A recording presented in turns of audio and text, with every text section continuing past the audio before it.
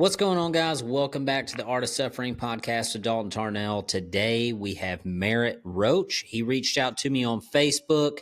I think if I remember correctly, you might have suggested a few people for the podcast, and I was like, man, you should just come on and we do an episode. Uh-oh. Hello?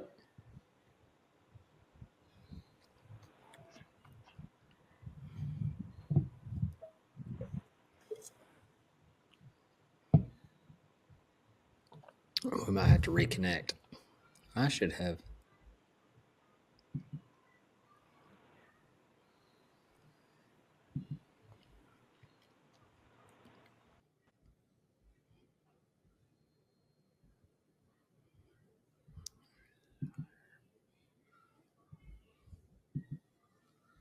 Well, shoot.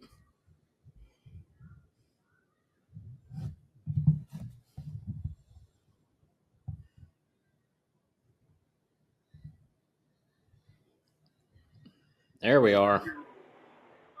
Yeah, hey man, I don't know what happened. I don't know if I didn't Oh, have you're enough good. service or what was going on there. But Yeah, that happens from time to time.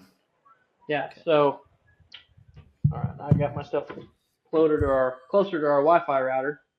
Maybe that'll help. Yeah. Okay. I'll just intro it and then we'll jump right in if you're cool with that. Yep. Okay. What's going on, guys? Welcome back to the Art of Suffering podcast with Dalton Darnell. Today we have Merritt Roach.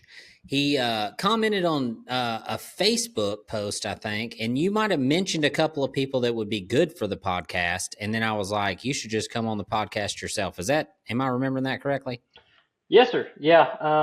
I knew of a few people that I thought would be good on it, but you reached out to me and I was like, well, heck yeah, sure, I'll talk. So Yeah, why not? That's the whole point of the whole thing is just to share the stories and kind of lessons learned and kind of see what we can get from everybody else. That way, maybe we don't bump our heads as many times as we would have. You know what I mean? Yep. So, Merritt, tell me a little bit about yourself, man. Where are you from? How old are you? Kind of what do you do? Yeah, so I'm 25. I'm from El Dorado Springs, Missouri. I'm married and we have one baby girl. Um, Mm-hmm.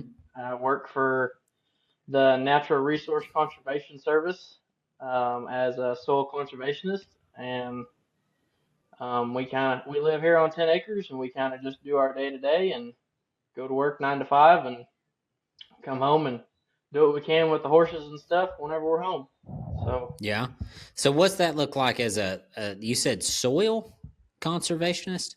yes, sir. Yes, sir. So my job is to take kind of anybody that is looking to get some assistance, or whether that is potentially financial assistance or just technical assistance. Maybe they're wanting to do some rotational grazing, or they're wanting to start doing some cover crops, or anything kind of in the ag industry that has a potential for kind of some commercial use.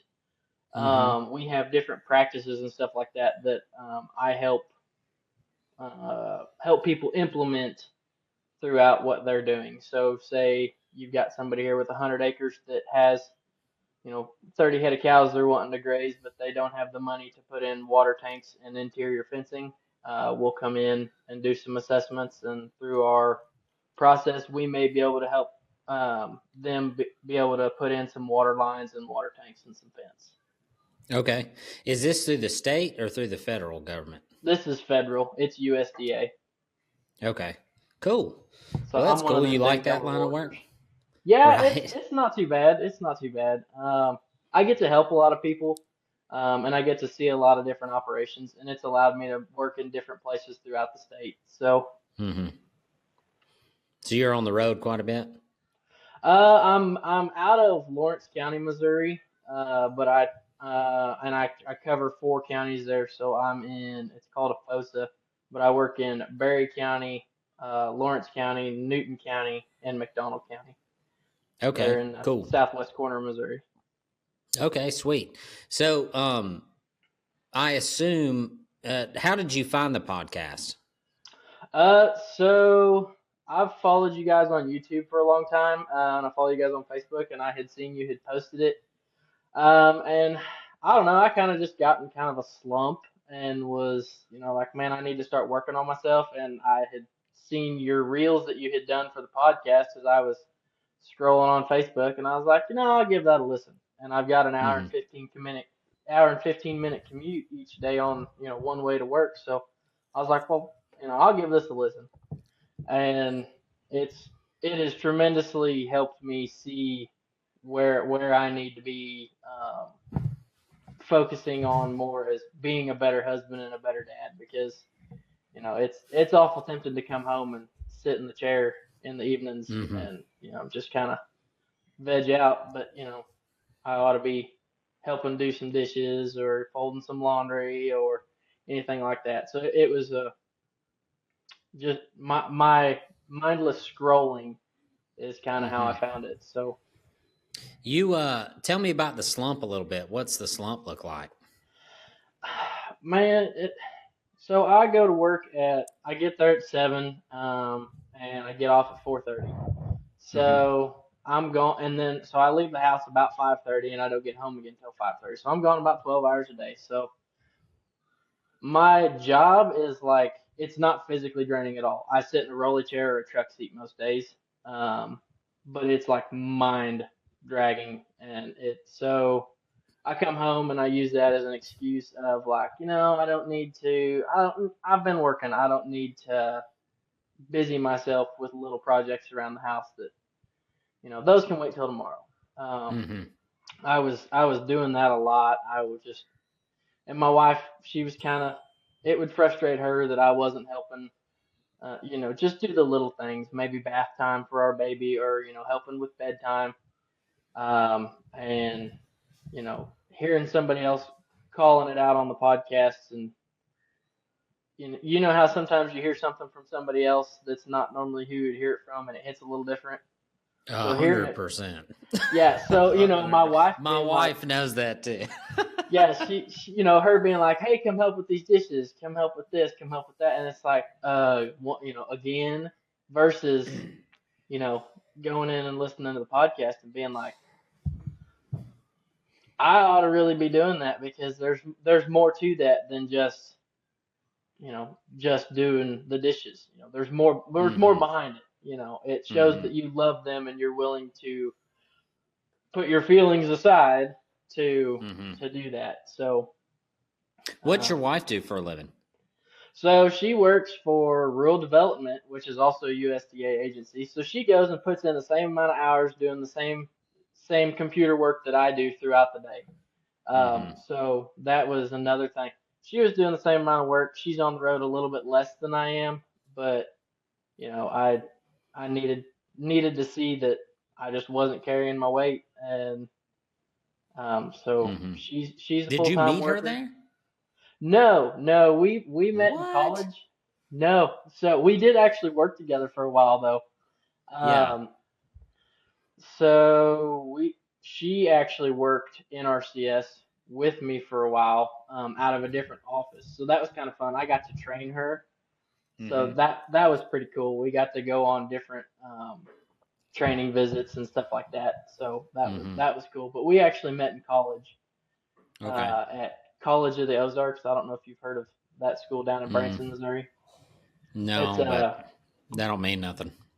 it's a I want to maybe a little shout out to it. It's a private Christian school that it's a four-year school, but you work for your tuition, so it Mm-hmm. doesn't cost you anything.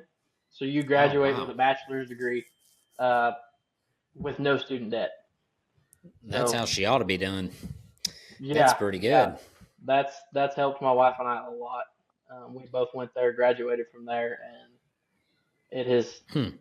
that place was really good for us, because I definitely think that age 18 to 22 that most people, there's a lot of roads that people walk up and down on that kind of deal, and you know, being at a Christ-minded school with people that are like-minded and focused on Christ while you're there really helps set you up for being going into, you know, maybe life on your own or life with a spouse or, having Mm-hmm. kids.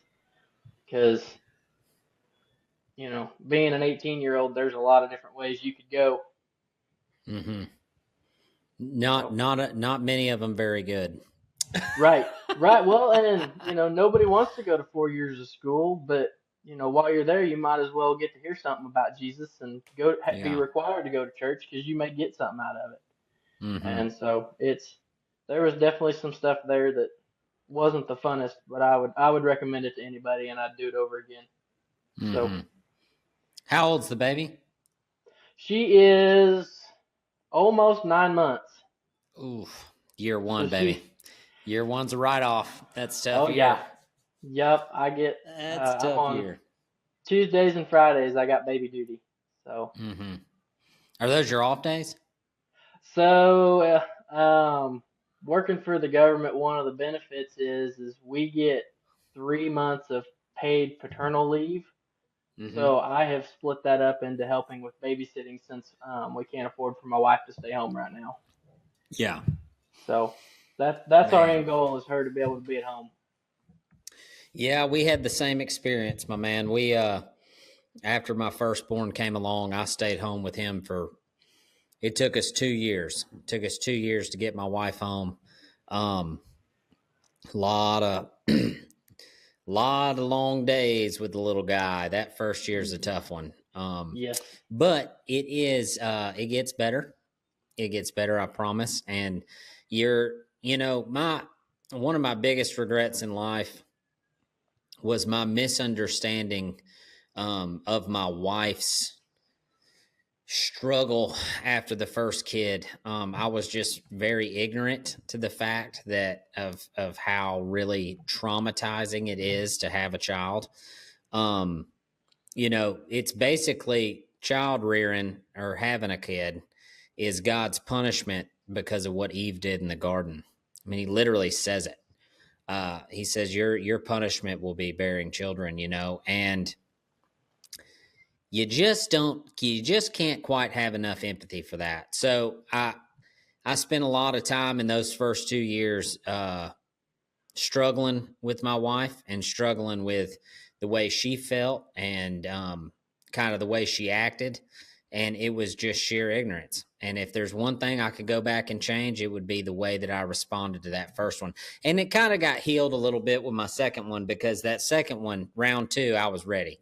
I knew what was coming, and so nothing surprised me that time. And but man, that first year for them is so hard, especially working. Like my wife worked because she was the only one making money. So when Wiley came along, I was cowboying for a living, and I made $100 a day. Made about $350 a week, and so I was like, well, I can take that whole paycheck and give it to some dink and let him raise my kid, or I can quit what I love to Right. do. And so I quit and stayed home. And in that time, I was able to build 310, and um, I worked for free for 310 for the whole time I was at home. So until we could pay us enough for my wife to stay here, but it was man, that first year is freaking brutal. Anybody with a less than a 1 year old, dude, my hat's off. Survival, like just make it to Yes. the end of the road. And Um, it's such a learning curve, man. Like you go from being just the married couple there for a little while, and then all of a sudden, you know, you you have this baby, and it's like, well, where's my, start here and end here kind of deal. And mm-hmm. yeah, Have you noticed? Okay, so I got this buddy of mine. I started a men's group about a month ago, and every Tuesday night I cook hamburgers at the rope shop, and everybody comes. There's maybe 7 or 8 of them, and my shop manager, her name's Madison, and Madison is an incredible human being. Fantastic. They got like a 18-month-old maybe, and her husband Keith started coming to the men's group, and she's talking about like when we're at work, we don't talk about what we talk about at men's group, but she is like the change in this guy is unbelievable. Like, so I guess what I'm asking is, since you have started to kind of look yourself in the mirror, so to speak, and go, man, we got more in the tank than what we've been doing. Have you noticed any changes in your marriage since then?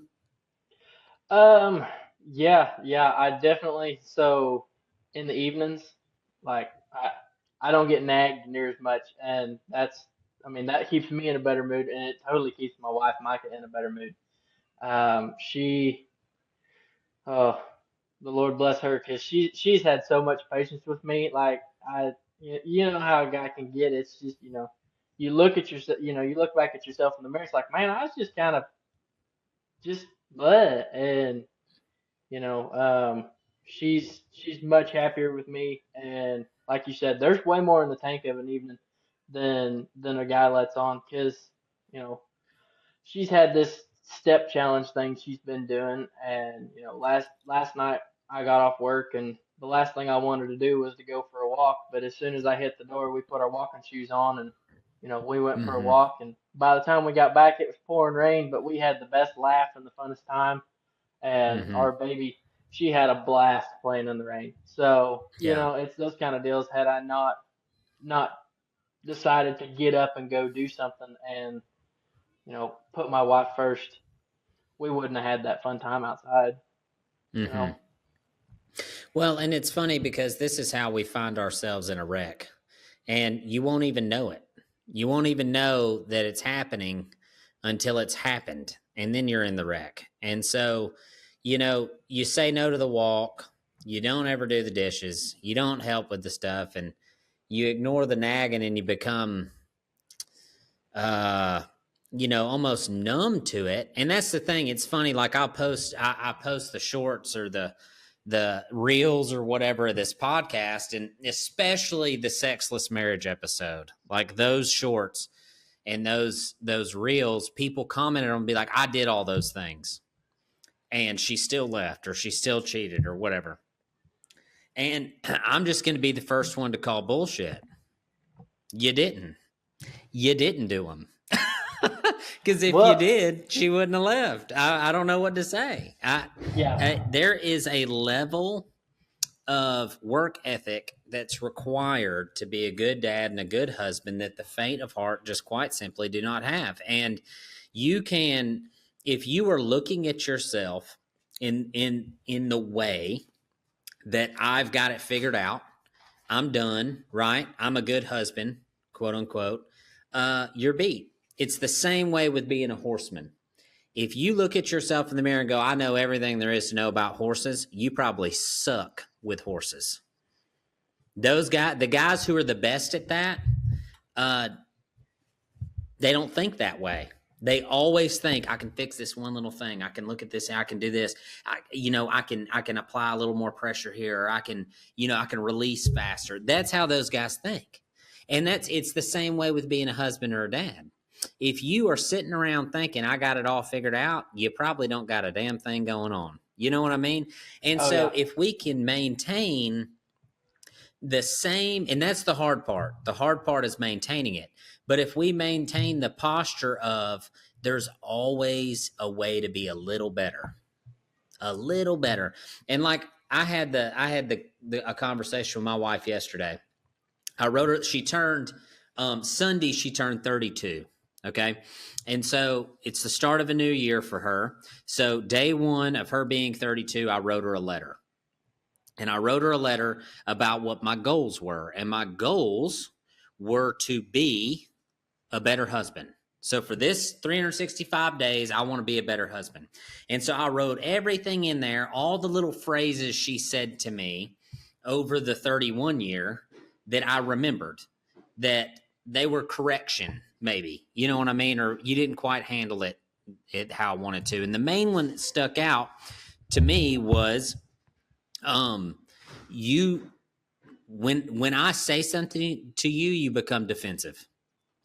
So like, she would correct me or give me a different way of doing something, I would be defensive, which is just such a shitty way to posture yourself. Oh, Like, I've been the same way, man. I've been the it's same way. It's the worst, right? Like you go to offer some advice to somebody and they're like, hey, you know what I mean? So I wrote in the letter, I was like, my goal for this year is to work on that. But with that being said, the person who knows what they want the most would be you. And I was at the gym and I was praying for my wife and about my wife. And I was asking God, I was like, God, I want to be a better husband. I want to be a better husband. How can I be a better? And it was like clear as day. It was like he said to me, I gave you a perfectly reasonable wife to ask this question to. Why are you bugging me about this? You know what I mean? Like, you have all the answers you need. You simply need to ask the question, and then don't be a defensive prick when she says something. And so I wrote in that letter, the last page is a series of questions, right? Like, what makes you feel the most loved? What gives you the butterfly feeling? What pisses you off? What gets on your nerves? What builds resentment? Like, and my hope is that she answers those questions and I can take a little something from it. But the whole idea of the deal is like, once you come to the spot that you've come to, which every young husband does, right? Where you just kind of go, damn, dude, I just don't feel great about that. Like, I don't feel like I'm doing a good job. The struggle from there is not allowing the enemy to infiltrate your mind when it comes to maintaining that attitude till you're dead. Yeah. Which is a good thing. It's good to know. You have to get to the end of yourself before you know. You know what I mean? Yeah. Yeah. Otherwise, it's not good. Yeah. Was there a moment where you were like, God, man, I'm kind of being a piece of crap? Like, or Well, was it like over time? it was kind of an overtime deal because I would be like, this week we're gonna do better, and then it was, then you might slag off a day or two, and she might say something to you, and what the crappy part about it is, it's little things like the dishes. There's myself and my wife and our 8-month-old baby that live here. That ain't that Mm-hmm. many dishes. It Mm-hmm. ain't that hard to load the dishwasher. It ain't that hard to unload the dishwasher. I know where everything goes, you know, Yeah. just as well as she knows where everything goes. And folding laundry. It's her socks and my socks and some baby clothes. Mm-hmm. It 30 minutes. You know, Yeah. and there's nothing that says you can't sit in the living room and have the TV on while you're sorting socks. Nope. It's That's those totally small legal. things. Yeah. Yeah, yeah. You know, uh, she likes to bake and she likes to do all these different things. So yeah, there's a few extra dishes. But I'm the guy in here eating that sourdough bread that she's making, or these desserts that she's making, or whatever. So, Mm-hmm. you know, I might as well be helping clean up if I'm gonna, eat what she's making. So it's, Has she said anything to you since you started doing this? yeah, she has thanked me for helping out. She really doesn't, she doesn't nag at me as much. She may just say, um, "Hey, would you mind to do this before such and such?" Or Mm-hmm. before you call it an evening, would you mind to run out and do this real quick? Um, but I've kind of started. I'm trying to find these little things, and I want to try to beat her to them. Mm-hmm. So she's got a garden, and you know, so if she's doing bedtime, I may run out there when I'm doing chores. I may water the garden. Mm-hmm. So small things like that they 5 minutes, but that means so much to her because then now she doesn't have to run out and do that after she's Mm-hmm. put the baby to bed, and she's gotten lunch stuff ready for tomorrow. Yeah. So and it'll make your life just a lot easier choosing to put them first. But like you Mm-hmm. said earlier, there's so much more fuel in the tank. If I got to do what I wanted when I come home, I would come home, ride my horse for a little while, and sit in my chair. If I've Mm-hmm. got the energy to come home and ride my horse or do some other work or even sit in my chair and scroll on my phone, there's 2 or 3 hours there that you're just wasting away and rotting in your body. You're just rotting there, doing nothing, Yeah. being absolutely. You're not helping nobody, and you ain't making no money, and you ain't doing no good. You're just engrossed in Mm-hmm. your phone, and that doesn't do anybody any good. You're Mm-mm. killing time doing nothing. So, and I think there's a lot of people that struggle with that because the mindless scrolling, it is so Mm-hmm. easy to get sucked into that, and you just have to be conscious about it. Mm-hmm. Yeah, dude, I But started doing this thing where like, so my phone rings constantly because of 310 and all the stuff. And like, yeah, Bill, it's okay. There's plenty in there. We got this new thing, dude. Wiley, come show them your chalk. So we've been watching American Ninja Warrior. Okay, we put a oh pull-up bar in the yeah, yard. Show the camera right there. See the camera? So we got our gym chalk, and oh we yeah, got buddy. okay. That's good. That's good. So we got us a pull-up bar in the yard, and he's been practicing his ninja skills. So he chalks up, gets out there, and does his swinging and all the stuff. And I did it with one hand. oh, you did it with one hand today. Nice work. Okay, go get after it. It's okay if it spills. We got more. Okay, where was I? So one thing I've found, and this is important to not get into the cycle. So like for myself, I will literally move heaven and earth for my wife to try and make her feel loved or honored or respected or whatever. My burnout comes if there's no attaboy at the end. Mm. And so I'm pretty big about communicating with my wife. I'm like, hey, listen, this is a gift for you. Like I'm doing this as a gift because I love you and I want you to feel this way, but I got to get that attaboy. You got to give me the, hey, thank you so much. I appreciate that, you know? And then, like you said, you start looking for little things to beat her to, which kind of my philosophy on that is you outwork your wife by 10, you know? And if she starts giving the attaboys and that starts getting good to you, it keeps you energized. Like you're like, okay, yeah, let's go. What's the next thing? What's the next thing? What's the next thing? And it's this cycle of like, it almost becomes a reward to you to watch her sit on the couch. It's Right, like, right.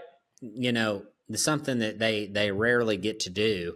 But that's cool, man. I tell you what, that's and it's funny. Like I guess I'm assuming you and your wife are both believers. Yes, yes, Yeah, because y'all met at the Christian school, right? yes, sir. So that I mean, it's funny to me. Like, does your wife ever do any researching on what the Bible says a wife should be, or any of that stuff, or go to those small groups and stuff? So with having a baby right now, small groups don't really work for us. We've been wanting to try to go to some, but yeah, she does do some of that reading and such like that. And we've got a really good church that we attend on Sundays.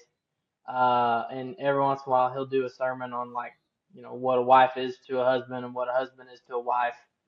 Mm-hmm. And so every once in a while, isn't it wives are as precious as is it rubies?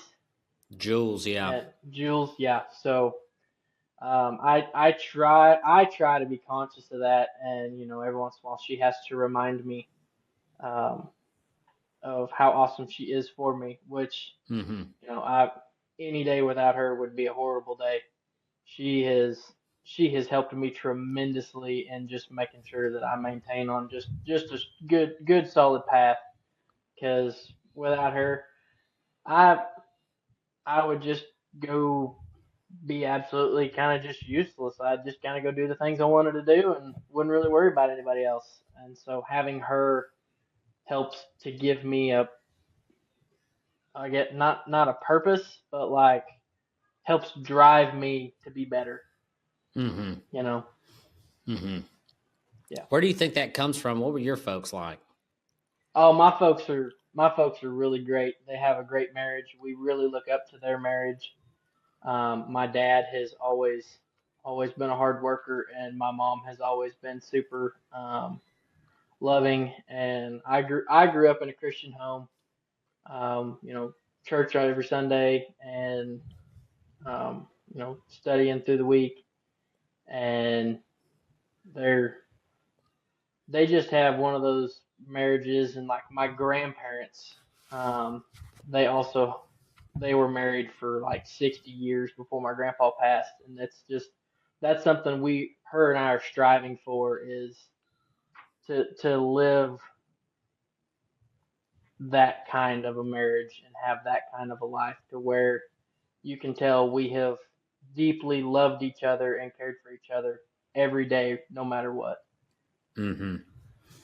Was there anything that you can remember from your past that your dad did, which you were like, man, I'm going to do that different? Yeah, so my dad grew up in a like so wasn't his dad was a Vietnam vet, so like he came home and he just wasn't the same after the Vietnam Huh. War. So my dad and his dad didn't have the greatest relationship, and it took my dad a long time to learn how to say thank you and I'm sorry. Mm-hmm. So growing up, I really wanted to make sure that was something that I made different in my life, that I will do with my wife and my kids, is to show appreciation and to also admit that I was wrong in something. Not that he wouldn't admit that he was wrong, but you may not get a I'm sorry I said that like that, or I'm sorry, Mm-hmm. I hollered at you. I had no reason to. Um, and as he's Hmm. gotten older, he's definitely changed a lot, and he does that stuff now. But growing up, Them that was definitely grandbabies, something. them grandbabies will do that. Yeah. Well, and I definitely think so. Swapping churches, and so we went to a church, and there was it just wasn't, it didn't feel super God centered. And then so we swapped churches and got into a new community of people, and it's helped us all tremendously. Um, Mm-hmm. So your there's parents went to the new church too. Yeah, so they're the ones that found it, and so we've started going with them, Mm-hmm. and that's helped us all. You know how having a good community just makes you a better person, and Mm-hmm. that's that church. It's a small church. They just had their 100-year ceremony to like commemorate that the church has been there for 100 years, and it's still the little farm town church that it's always been. To where Mm-hmm. we praise God, and we sing and pray, and it's just a very good place. Yeah. Did you when your dad was going through this change of like from being a bit of a harder man to a softer man, which happens quite a bit with age, uh, and grandkids. I've experienced that with my stepdad was a very hard man growing up, and he totally different animal now. Like not even the same dude. It's like my kids, he's like a big teddy bear with them. But my question is were you a part of that change at all, or are you just kind of around for it? You know what I mean? Like when this was happening, was he saying anything to you? Was he like, man, I'm my bad? Well, so there was definitely, so growing up and going out to college and stuff like that was whenever I really started to notice it the most. Going off to college, I kind of found, I was living on my own, kind of becoming my own person, away from my Mm-hmm. family deal. So then I would call my dad out on some things. You know, I Mm-hmm. was I was 18, I was a man, so if he pissed me off or whatever, I was going to tell him straight whether I thought he was right or he was wrong.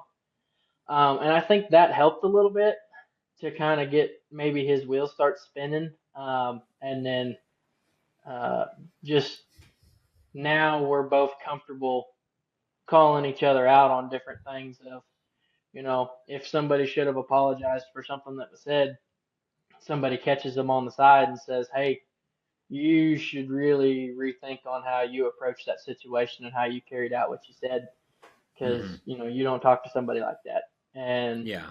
so I definitely think he and I doing that for each other now, um, it helps. It's helped tremendously. But also, he being a grandpa now, we call him Grumps. Um, but yeah, having a granddaughter has totally melted him. He's just Yeah, a big no, teddy bear now. they ain't got a chance. They ain't got a chance. That's interesting to me. It sounds like that relationship shifted more of a father-son role, more of a friend role. Of course, he's always your dad, but you get what I'm saying. Like Yeah. Well, more and I think peers. that's the best way to see it is, I still respect him as my father. He will always be that figure to me. But at the same time, I am also a man now, and he is a man, so we have that man's respect of, we're able to call each other out on that stuff. And Mm-hmm. the best way to do it is don't be an asshole when you do it. Pull somebody off to the side and say, "Hey, I didn't like how you did that, or I don't agree with you," and Mm-hmm. just carry it out like gentlemen. You don't got to be a turd. Yeah. No, So 100%. It's never received if you're a turd. right, it's the same No way as one's if your listening. wife's nagging at you. If she says, "Honey, would you mind to fix the coffee pot?" Yeah. Sure. Versus, Mm-hmm. "Hey, get over there and fix the coffee pot. You were supposed to do that Yeah. 20 minutes ago." Mm-hmm. Same kind of deal. Yeah. Well, and that's kind of what I'm getting at is like you start going through the list of things, and I would highly recommend everybody listening to look this up. Just do a quick Google search of what a husband's responsibility is to a wife. And the verses you're going to come across don't ever say if or when. They just say to do it. And Mm. so you treat your wife like she's more precious than jewels. You honor her always. You respect her always, right? You lead her always. And it never says if your wife says something to you kind, honor her. That's not what it says, right? It doesn't say when your wife is submitting to you, lead her. That's not what it says. It says to lead her, right? And the same goes for a wife. So one of the biggies is a wife should respect her husband. And part of respecting your husband is the way you say things. And that streak goes both ways. And what you'll find often with married couples, especially young married couples, is they just be talking crazy as hell all the time. They just be talking crazy, just out the side of their neck. A husband gets mad at their wife and is just being a total a-hole. And hey, I'm as guilty as the day is long. I've talked Been crazy there. as a run over dog to my wife. And the fact is like, it doesn't get you anywhere.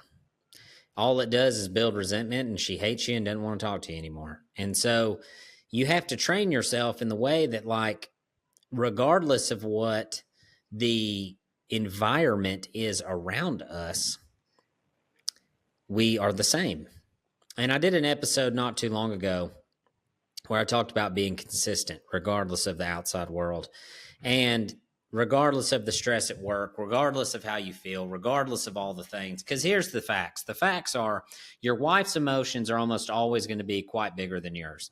And if everybody's in this emotional state of turmoil, it's going to be a problem. And so I've started compartmentalizing these things in a way that's like, no matter what is happening, I'm going to respond consistently, right? Now, I might say, like, if my wife was like, get up and take the trash out, I might would say, hey, man, my bad for not seeing it earlier, but can we not, just, hey, a little please will go a long way. That's Mm-hmm. leading.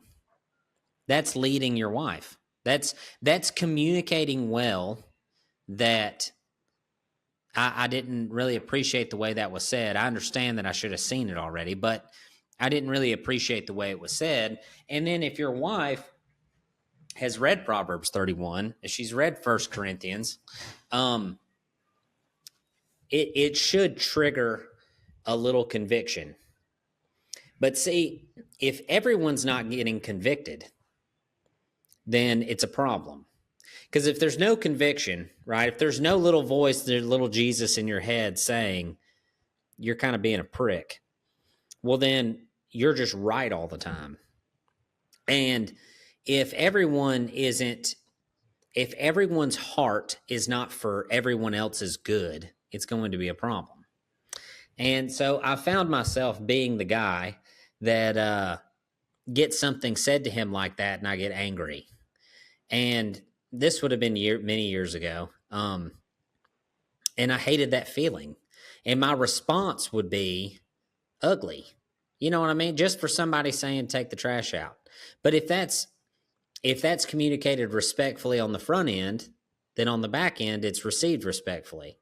And vice versa. And people don't, especially young people, it's very hard for young people to look inward and go, man, I am just not doing it. I'm just not doing the job. And I commend you for that. I really do. Because I don't really know who listens to this podcast. I don't know if it's a bunch of 25-year-olds or a bunch of 50-year-olds or whatever.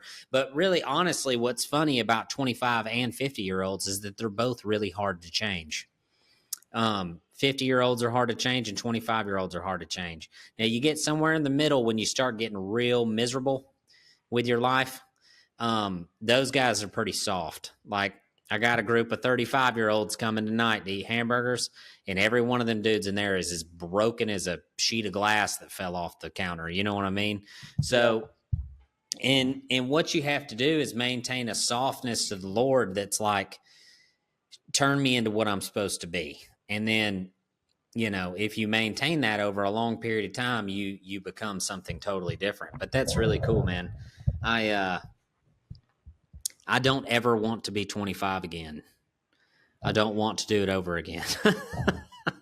I'm good right here where I'm at. You know what I mean? It's definitely so being, we've been married now for 2 years, and we dated for a few years before that. It's definitely been an experience for both of us because, when you both have been living your own lives and then you start living life together. And for us, we have moved, we've lived in multiple, 3 or 4 different places together already. Um, we've just now landed where we are here in El Dorado, but it's it's crazy how small things can set somebody off, or you look at the other one funny, and they it's not received well, or you leave something laying. We've got, I don't know if you guys have like a catch-all spot in your house, but our island in our kitchen is our catch-all, and I'm the Yep. worst about coming in and just setting stuff down there. I'll set that Mm-hmm. there. I'll get it later. I'll get it later. And then by the end of the week, I got 15 things sitting there that I was supposed to get later. Well, it's Mm-hmm. later and I still ain't got them. And, it's that kind of stuff of just being mindful um, of what you would expect somebody else to do for you, if that, not saying the kitchen's her territory, but the kitchen's her territory. And in order for her to be happy in there, I need to help keep it clean. So, just being mindful has been one of the biggest things for me. Is like, if that would irritate me, it's probably going to irritate her. Mm-hmm. Mm-hmm. So I would honestly say, to speak to that, this is kind of a philosophy that I took from my granddad a long time ago. And if you operate off of the core principle that her heart for you is good, if everything that comes out of her mouth, the first thing you say to yourself is her heart for me is good, those offensive conversations are not offensive anymore. Like, for instance, the way she's communicating it has to be learned over a long period of time. But if you operate off of the base principle of her wanting my shit off of the island in the kitchen is so that she is happy, right? She's communicating that in the way, probably in the best way she knows possible, but her heart behind it is, it's going to make me happy if you just get your shit off of here. You know what I mean? And vice versa. So she has to also maintain this same posture of like, everything you say, my heart for you is good, And if everybody's thinking that way, and you can tell really fast when everybody's not thinking that way, because everything immediately becomes offensive. It's like asking you to not leave your mustache trimmings on the god dang sink. You know what I mean? It's like, yep, that pisses me off. You said something. I know to get the hair off the sink. You know what I mean? And so you can feel the enemy creep into your relationship in that way.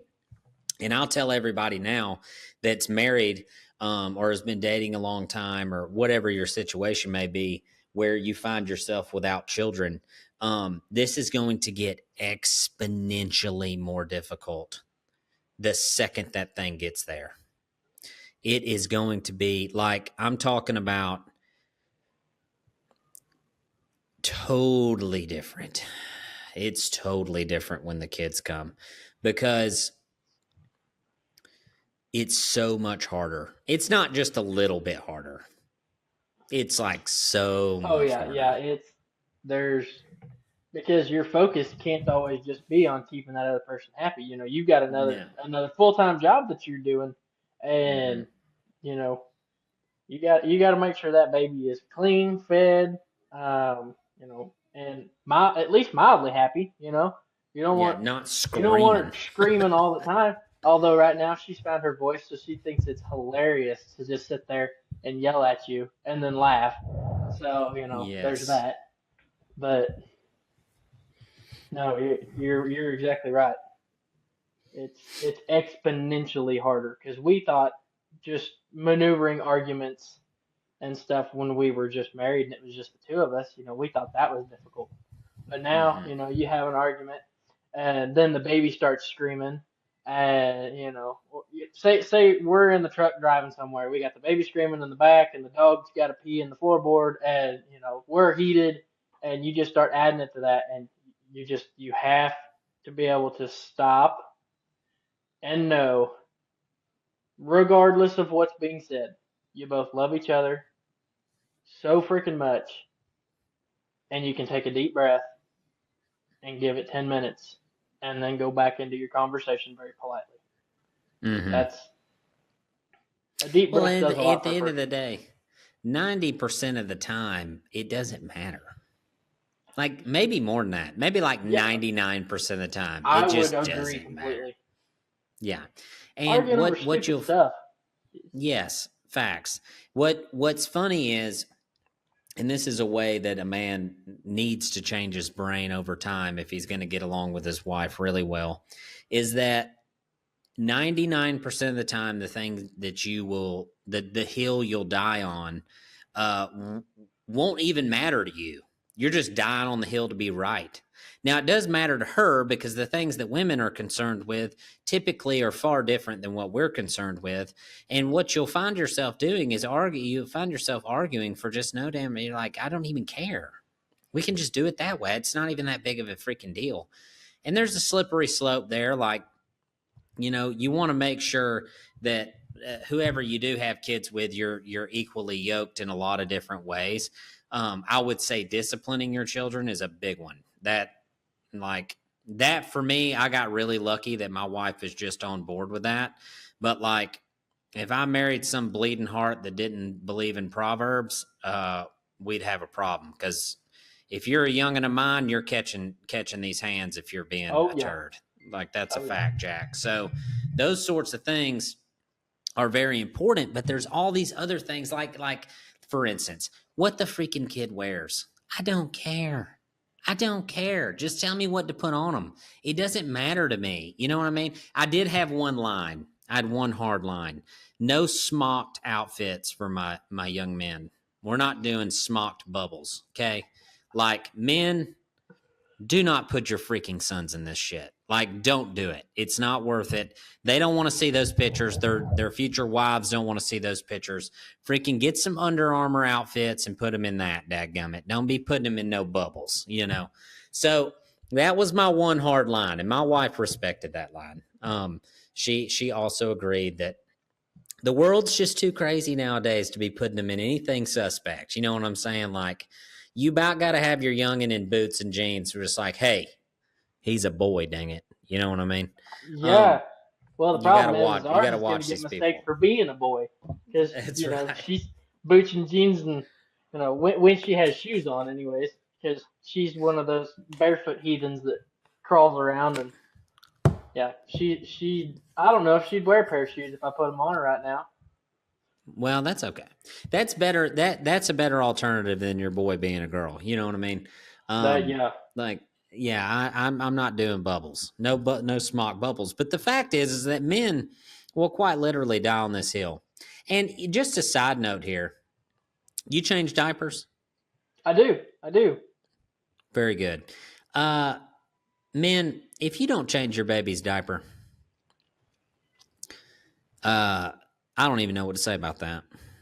Get over I don't. yourself and learn how Dear, to help. hey, managing doo doo, man, is nobody wants to manage doo doo. Everybody Nope. wants a hand in this. You know what I mean? Like, it's just unbelievable to me. Guys are like, I ain't changed that baby's diaper. I'm like, you're a freaking idiot. Like, what's wrong with you? You know? I'm Um, I'm doing cloth diapers at home today, so I mean, I'm telling you that now it's that's not another that level, bad. son. It That's another it level. it could be worse, like it could always be worse. Now, is your wife a crunchy mom? We're cloth diapering it? Did she have them at the house? Yeah. Let's go. All right, let's hear it. Let's hear all the things, the crunchy mom things. No Uh, vaccines, right? right. None. The baby's had no Not vaccines. zilch. Zero vaccines. We're doing She's not. cloth diapers. She's not been to the doctor. We keep getting this letter in the mail that she's supposed to have a hearing test or whatever, but I don't know, when she's crawling towards something and I holler at her, she turns around and looks at me, so I Well, assume she hey, can hear. get her on So the whistle. Come, exact, come, yeah, come. yeah, Uh, well, crunchy okay, mom all the so way. you're free. Your wife practices what she preaches, son. Because if you're a crunchy mom out there listening to this and you don't do cloth diapers, you ain't got a hair on your butt. I'm telling you right now, that's another level, son. It's been a learning experience. We were blessed enough that we had a bunch of when we had our baby shower, we had a diaper raffle or whatever, so we got a whole bunch of diapers.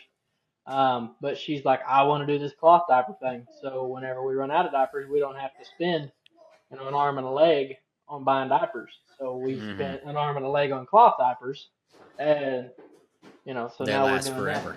Yeah, and honestly, they're not that bad. I've been shocked. So That's crazy. It's not crazy. It's just how they did it 100 years ago. And I spent an arm and a leg on freaking diapers. I'm telling you right now. I it's can't awful wait till nice that though to dude. roll one of them suckers up and throw them away though. That's Yes. pretty No. nice. Now I do appreciate efficiency. Okay. And that might have been a hill I'd have died on if my wife was like, "We're doing cloth diapers." I might have been like, "Hey. I don't know about that. We can't hardly get to laundry as is." But it's always interesting to me meeting the husband of a because you guys in here you go. You guys, a husband of a wife that is serious about this stuff. There's some things you guys are doing that everybody else ain't doing. Cloth diapers being one of them. But I'm talking about like what? Go play, dude. Yeah, go play. Cool. That's fantastic. So there's another level. There's another level there of husbandry that's being achieved that I have not quite experienced. So what are some crunchy things that you're like, yeah, I'm really kind of into this. Like I really like this. Oh man, the sourdough is dude, that is that's beneficial. I'll do Yeah. dishes for sourdough. That's for certain. I'll change cloth diapers for sourdough. She has gotten into where she just and it's not even anything like fancy. It's like she's got just a regular loaf of bread that she does. Man, you put a little butter on that. That's the best breakfast in the mornings. And she's talked to me like her having our baby at home. That was we mutually agreed on that for a lot of reasons. Well, so we were gonna go to they're called a birthing center. So you go Mm-hmm. there and they have a midwife, and so it's kind of like an at-home experience. Mm-hmm. We were, let's see, month 6 of her being pregnant, and they called us and were like, "Hey, we're closing our doors. You got to find somebody else to go with, or go with a Hmm. hospital." So we were caught flat-footed.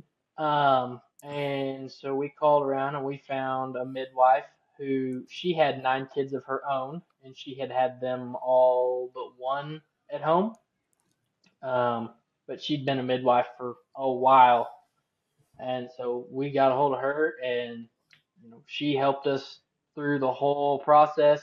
And she came out here to our house. She drove an hour and a half um, out here to help us have this baby. And I tell you what, I think there should be more babies had at home if everything is safe to do it. I Mm-hmm. think it will bring you and your wife closer because you can be there every step of the way. And Mm-hmm. that was a huge bonding time for her and I, just because I was I was with her right there the whole time, and I could help her push through the time. She looked at me a couple of times and said, "Man, I can't do this. We've got to go Mm-hmm. somewhere. I cannot do this." I looked at her and I said, "Honey, we're here. We're doing it now, and you've got this. You're the strongest. Mm-hmm. You can do this." And you know, in the end, boy, I sure wouldn't have been able to do that. She's a freaking, she's an animal. She got her done, Mm-hmm. and it was awesome. And she is so strong. And but I think that more women can do it than they think they can, especially if you've got somebody that will um, be your support. And Mm-hmm. really all I sat there and talked to her and held her hand and helped her breathe. That was all Mm-hmm. I had to do. I think it's good for husbands to be there and to be in on it because, like you said, that first year of that baby, your wife is totally different. Mm-hmm. For us, you know, it was the first 6, 7 months. She's finally just now, she's getting kind of back into normal routines and everything's kind of starting to fall back into the norm. But man, the first 3 months, that was hard. That was hard on both of us. Yeah. We had different things we had to give up. And, it took me a while to decide I wanted to give some things up. I'm a big whitetail hunter. I like hunting coyotes. I like riding my horse, and I had to decide if I was going to go jack around and do what I wanted to do, or if I was going to be at home and support my wife and give her a break when the baby was crying, Mm-hmm. um, and be there to support her. Mm-hmm. And it's every day I'm thankful that I have mm, tried to be more conscious of making that choice. Mm-hmm. There's a morning. There's a morning of your old life. You mourn the old life that you had, the freedom that you have as a husband with just a wife, where you can pretty much go do whatever, and she's Yeah, probably thankful for the alone time. And then there's the mourning of your wife and your relationship that if done properly does not die, but it changes enough to mourn it. yeah. Um, and no one tells you.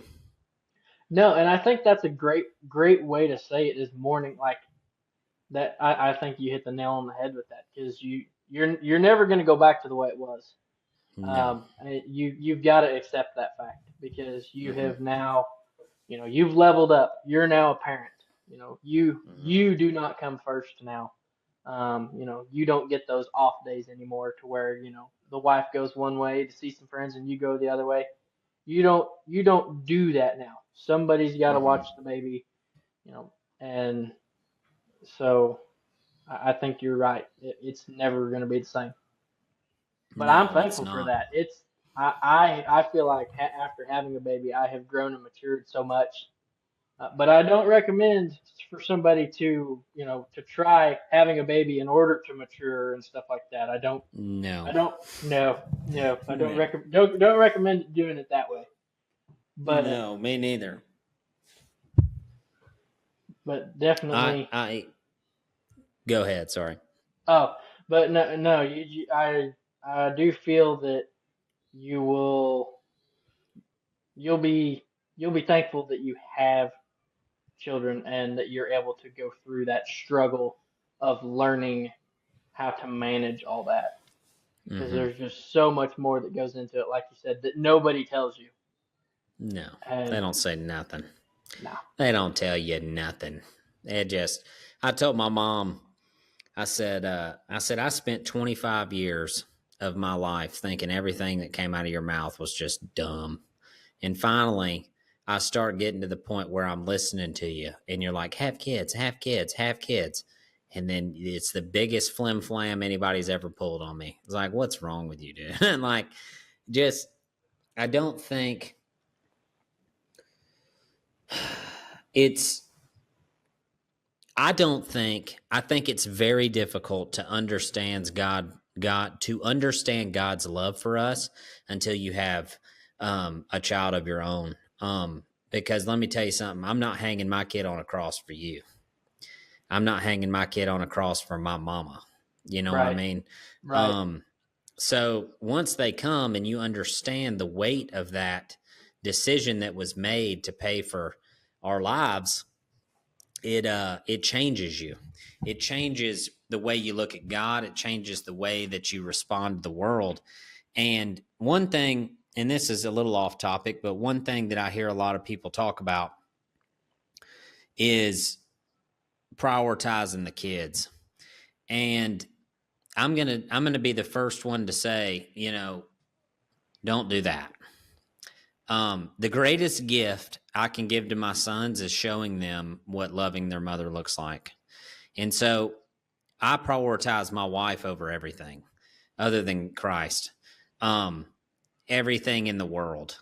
She is the jewel of all of it. And so my sons have a deep understanding that their mother is more important than them and that she contributes more in the house and she does more and is worth doing more for. And in the hopes that when they have their own, they prioritize their wives. You know what I mean?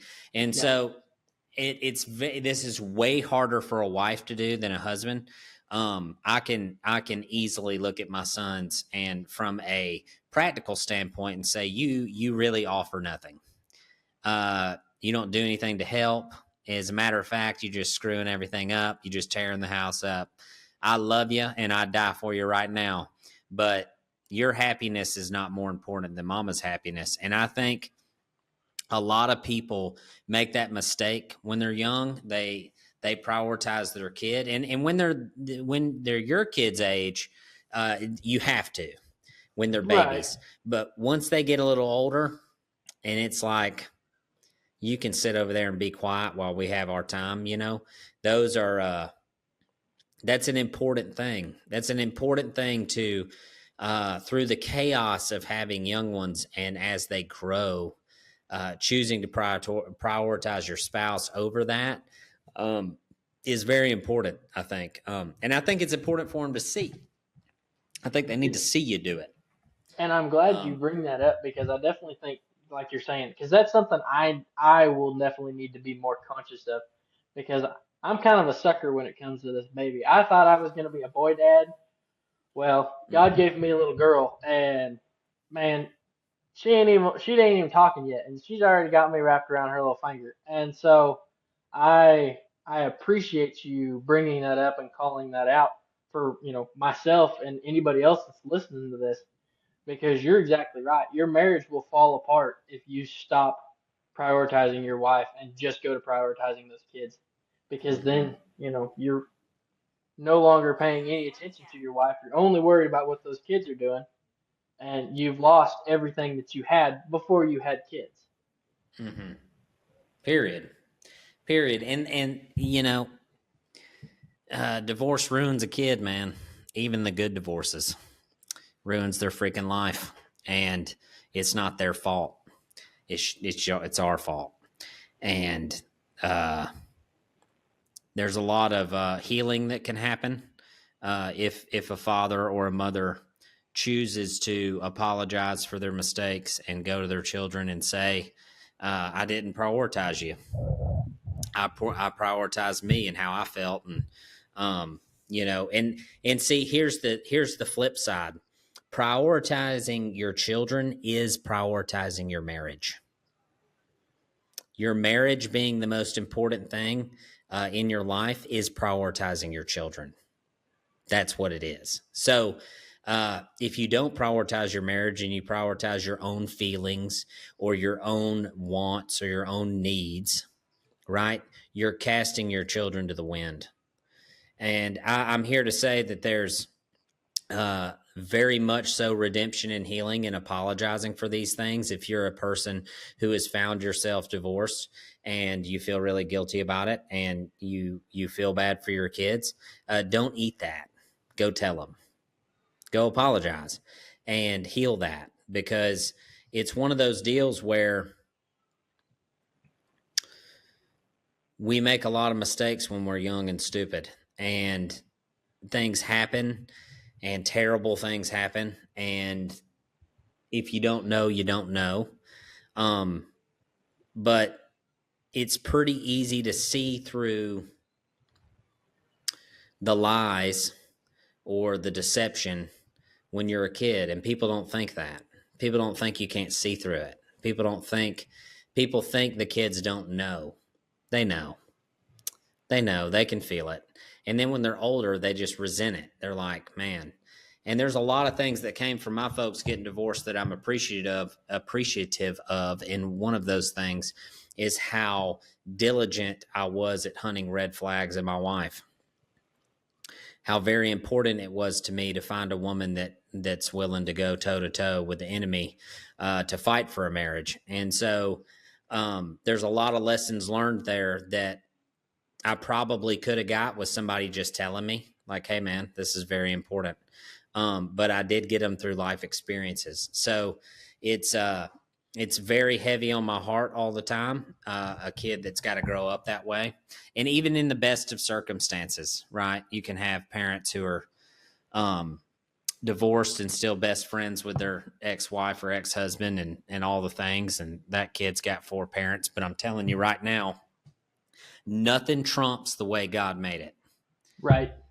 The way he made it is the way it should be. And the world, unfortunately, has a bunch of quitters in it.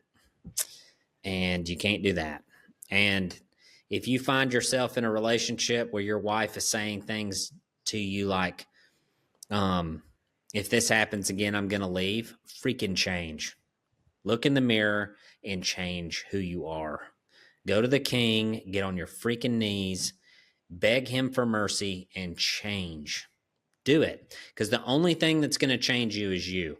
Your wife bitching and moaning at you ain't going to change you. It ain't going to change you. It's just going to make you mad. So you got to choose to do it. You got to get up, look yourself in the mirror and say, I am a piece of garbage and I need some help. So do that. Little tangent there. But it's important, man. It's very important. And it gets lost in translation. Nobody prepares you for this. Nobody prepares you for the first year of the kid. Nobody prepares you for marriage, or when your wife quits wanting to sleep with you, or when you destroy her security, or nobody gets you ready for this. And it is a huge failure on fathers. A huge one. I don't want to talk bad about your mama. You're not talking bad about mom. You're talking about shit that is going to happen. It's facts. It's going to happen. Like, and then from the response of the kid, right? Like, your sons need to know that you sleep with their mom. What? That's not weird. That's not a weird thing. And so if your sons are like, oh, gross, and they don't listen to anything, well, what? How do you prepare them? How do you say, at some point in my marriage, your mother quit wanting to sleep with me? You can't. So if you posture your children from the time of infancy, like where you're at, to where mine are at 6, all the way up to 18, if you have this open and honest relationship where nothing is weird, nothing's weird to talk about. Of course I sleep with your mom. We're in a healthy marriage. That's how it's supposed to be, right? It's not weird. It's not we're not thinking about mom in that way. We're just having the conversation of, when you turn 27 and you have a baby for the first time, your wife's not going to want to sleep with you. This is why And this is what you do. This is how you handle it with some grace and empathy. And don't be a total dick about it. Like, that's what you do. And so there's this breakdown in communication between father to son, father to daughter, mother to son, where it's like all this stuff is weird to talk about. It's all the enemy. The enemy has implanted this weirdness around something that is just so special. The marriage relationship is just the most special thing on earth. And the enemy has made it to where we can't talk about it anymore with our own parents. And so then you have no clue what to do. So But now then everybody what? everybody goes to the internet, and what's on the internet? The enemy. Yes. Yeah, that is the only thing you're going to find on the internet is the enemy. Yep. Facts. And that is Then you not end how up divorced. kids. Yeah, and that is totally setting our future generations up for failure. Like you said, if we're not comfortable talking about it, how are they ever going to learn it through a Christ-centered, with Christ at the center of the teaching, So if They're not. if we're not comfortable talking about it, then they're never going to hear about it, and then they have no idea on what's healthy and what's not healthy. Exactly. Hey, Bill. So it's good. That was a real tangent. Right down the old rabbit trail. But I don't know, dude. I get all jazzed up about this stuff because I'm just like, man, nobody says anything, Nobody says anything. You getting jazzed up about it. Well, thank you. You I got appreciate it. it. Somebody's got to call everybody out on it. And I was listening to one of your podcasts the other day, and you was talking about an old boy that's a preacher out of like Alabama or something, and he's like he's calling these people out, hammer down, the Christ you're living for is not the true Christ, and if somebody's not out there calling people out on it, it ain't all love and grace. It ain't. We're down in the trenches. There's places we don't want to go, but you got to go. Yeah. Well, and I was thinking about it the other day. A lot of people bring up, they'll say stuff like, hey, man, you're distracting me so bad. Like, what are you doing? You're all jazzed up. Go play, okay? Bro. I was thinking about it the other day. People will say things like, and this is terrible. Like, I should not say this, but I'm going to say it because I don't know what else to say. Because this is the way I look at myself. People are like, well, why do bad things happen to good people? Or why do babies get sick? Or why do X, insert thing here, why would God do that? And I always think of God as the Father. Okay? Now, I'm a father. And when old Skipjack here makes a mistake, what do I do? Right? I offer one of two things: grace or punishment. There's two things coming down the line, and both are good. Both are good. Both are necessary. In Proverbs, it says, spank your children to save them from the devil. Literally, it says that in Proverbs, okay? Everybody says spare the rod. Yeah, sure. That's it. You kind of got to look into that one a little bit. But freaking spank your kids to save them from the devil? Okay. Noted. But there's also grace. And so sometimes my son gets grace. Sometimes he gets a freaking butt whooping. And I think about myself pre-Christ, and everything that happened in my life that could be considered suffering, right, is a butt whooping. It's like God is allowing you to live with your decisions. And so if you think about God as a father, and you are living like a total piece of garbage, right? Just throwing God the old middle finger, okay? You can't tell me there ain't a butt whooping coming. You can't tell me. If your daddy loves you, which he does, you're going to get the belt. I'm just saying.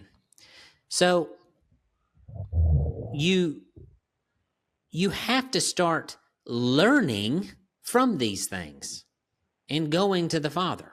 Like, I don't know if that's even true, but I know the whole Old Testament is full of some wrath, dude.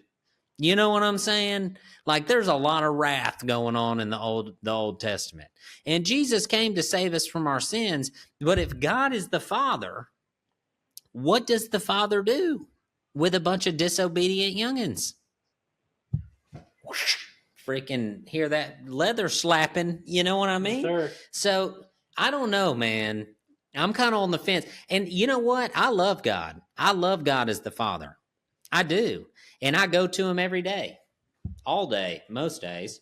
And I'm looking to him to help me. And with a soft heart. And that's what I like for myself when I spank my youngins. The only time my youngins get a spanking is for two things. I spank for disrespect and I spank for safety. So both of my sons, their first butt whooping was running off in the road. So, seems fair. I mean, it's get hit by a car or get hit by my hand, you know. So they both got butt whoopings, the first one, right? And then so on and so forth. What I look for as they get older, right, as they start understanding what respect is, disrespect is I look for softness, same as in a horse. So if I ask my son, if I say, hey, that'll do, like be quiet, that'll do at my house means be quiet. And if he shuts his mouth, that's it. I don't just go hauling across the house smacking him because he's being loud. You know what I mean? Right. But if the response to my that'll do is a middle finger, so to speak, right? Not a physical one, but like Right. a screw you, Dad, I'm not listening. We immediately go to phase 4. It's like, that'll do, butt whooping. You know what I'm saying? So what I'm looking for is softness. So if there's a softness to a, hey, be quiet, we're done. We're not getting a spanking. You know what I mean? Like you were being obnoxious or disrespectful while I'm talking or whatever, but now we soften to that. And that's the posture I take with the king. It's like if I do something wrong, if I sin, if I feel bad, if I'm like needing help or whatever, like I approach the king with a level of softness that I would look for out of my own children. It's like how in Matthew it talks about becoming as a child. You know what I mean? Like that's the way I'm a child of the king, you know? So I approach him in that manner, the same way I would expect my kids to approach me. And so I just think that people don't, all they preach at church is love and grace and sweetness and kindness and blah, blah, blah. He's a father. Like, that ain't how it is in my house. You know what I mean? So that's the only way I know to kind of look at it, if that makes any sense. Well, and I think you explain it well on, referencing it back to the Old Testament. It's not like they preach, like you're saying, all, daisies and rainbows. They're, if they don't, if you don't know what's expected of you, and that, you're going to get that butt whooping later in life is going to hit you in the face, or you're going to get fired from your job because you gave your boss the middle finger, and nobody taught you growing up that you can't do that. Yeah. So, it's better I to fired learn a guy today because of that. This morning. Well, you'll have that, and I would rather, as a child, I would rather get taught at a young age, hey, this is why we don't do this, and then get my butt whooped, versus then later in life being a piece of crap that gets fired every time I get mad, Yep. So, Period. Interesting. Well, it's all good stuff, and it's all the way you look at it. And our earthly fathers have a lot to do with this, which puts a huge burden on us, or a huge pressure, so to speak, on us to be the example of what God the Father is to us. And or is to them. You know what I mean? And so it's very hard for a human to try to be just and fair and all the things that God actually is. But the fact of the matter is that if God is the Father, then there's two sides to that. There's grace, which is real, very real. There's mercy, which is very real. Grace and mercy are very real. But there's also like, you're being a turd. Stop being a turd, you know. And I don't think people take that into consideration all the time. But with all that being said, I think you're doing good, man.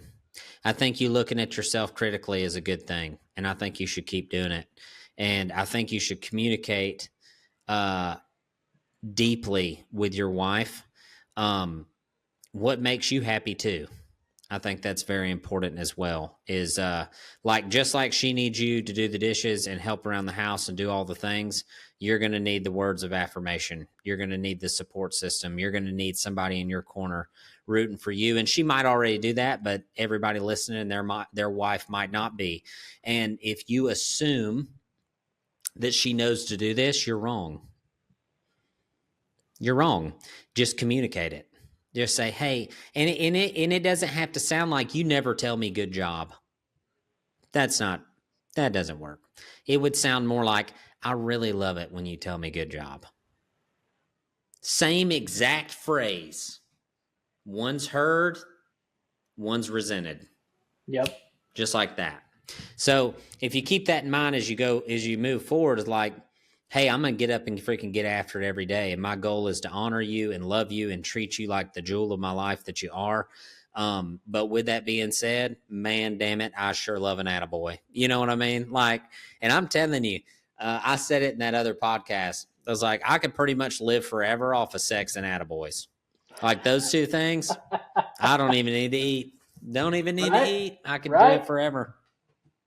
So if you're a wife listening, just walk in there and tell them good job, because we love to hear it. And most men are that way. Not all probably, but most men, just a good job goes way farther than you think. You know what I mean? Yeah.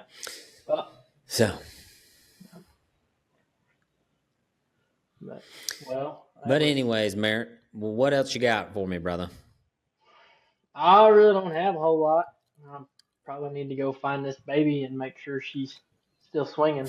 I put her in her swing, and I checked on her a little bit ago, and she was zonked. So I sleeping in the swing. What a champ! Yeah, we haven't quite moved to naps in the crib yet. Where that's a battle we have not yet decided to fight. Yeah. Well, hey, hills get climbed every day. It doesn't have to be the mountain. You know what I mean? There's a bunch of false summits coming, so just get to one, rest for a minute, and then keep going. We'll get there eventually. I'm not there, but one day we'll get there. About the time we got grandkids, probably. But Merritt, man, I sure do appreciate you coming on, brother. Yeah, thanks for shouting out the other people for the podcast. Maybe we'll be able to get them on. And yeah, dude, thanks so much for giving me your time. Well, thank you for having me on. I really appreciate it. Yeah, no problem, brother. Guys, as always, Dalton at 310 EDU if you need me. If you want to come on the podcast or want to share a story, please hit me up there. The Art of Suffering podcast.com. We got apparel. We got some hats coming. So check that out. As always, never weaken. And thanks for listening.